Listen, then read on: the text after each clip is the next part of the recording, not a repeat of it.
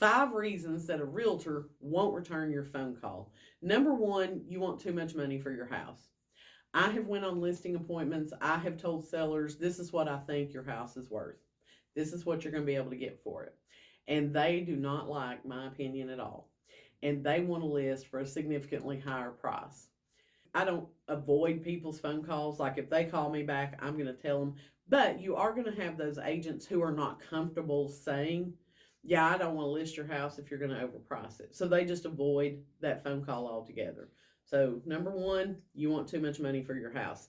Number 2, you don't want to address the issues that need to be addressed before putting your home on the market. Meaning you want to sell it just the way it is. You don't want to take the time to deep clean it. You don't want to declutter it. You don't want to take care of any smells in the house. You don't want to take care of some minor maintenance items that need to be addressed. You just think that we're still in the 2021 market where you can throw a house on the market and 12 people are going to say, I want it, and write an offer for it. We are no longer in that market. So if a seller doesn't care enough to put forth the time and the effort or the money to pay someone to take care of those items before listing, sometimes your agents are just going to ignore your phone call because we don't feel you're serious about selling your home. Reason number 3, you want the agent to work for nothing. And I say nothing, but you're probably wanting them to work for 1.5%, and you want that amount to be for the buyer's agent and the listing agent. I'm not going to work for that kind of money. I'm just not going to do it. And so if that is the biggest thing in your mind is that you find an agent who's going to work for that, don't call me because you picked the wrong agent. Reason number 4 is, did you actually leave a message like a voicemail and send a text to the agent? Or did you just call them, they didn't answer the phone, and you think, oh, well, they'll see where I called and they'll call me back. Sometimes we're in areas where the phone doesn't pick up. And so if you don't leave a voicemail or send a text, we don't get a missed call notification. The other thing is, how many of you get spam calls 50 times a day?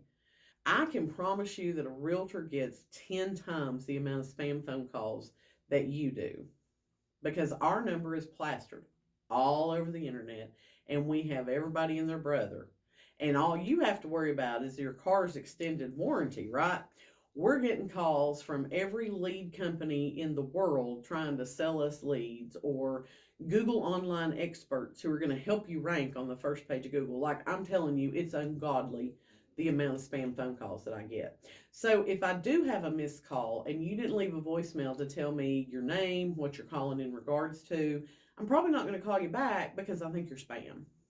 Reason number 5, I think I covered that. Number 4, you're in an area with bad cell phone coverage and you don't get the notification of a missed call. But my bonus one for you is, if your agent is, or an agent that you're trying to work with is not calling you back, you picked the wrong agent.